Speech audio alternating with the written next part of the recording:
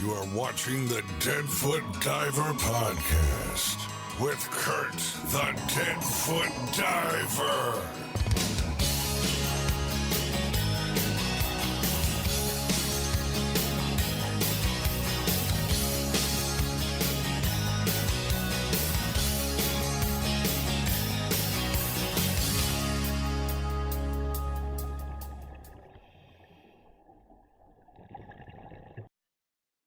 Welcome to the Deadfoot Diver Podcast, where we talk about everything diving, technical diving, and the benefits of diving with disabilities. I am super excited today, and yes, I have a NASCAR hat on for a reason.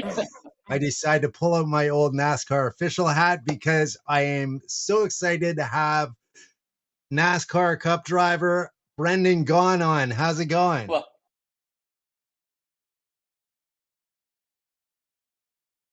Well, retired and former. Let's not go too far here. I'm happily retired, but I appreciate it. I'm honored to be on Deadfoot Divers, and like I was telling you off air, I nobody really cares to hear much from me anymore. But when it comes to diving, that's one of the subjects I love to still talk about. So thanks for having me. Well, thank you. I'm very glad that you came on. I was actually shocked to hear that you were a dive master. Yeah, I got my dive master, probably a little over 10 years ago now, with Lake Norman Scuba out in North Carolina, where they ended up being some of my best friends. They still are some of my best friends. And basically, when I was a race car driver, I go to the shop, I kind of slow production at the shop. You go to the shop to work out, you do all the stuff, but there's a lot of time. And so I love hanging at the dive shop. Diving changed my entire life when I started diving in 2007. And so I got lucky to find Lake Norman Scuba in North Carolina, walked in, and Andrew and Danielle, the owners, have become two of my best friends. And so I was like, well, hell, I love it. I'll do it every day. I got lots of free time. So I was the dive master when they had kids camps or you had to do all these things. I was the guy that was like, I'll do it, and I'm free help. So I'm good help.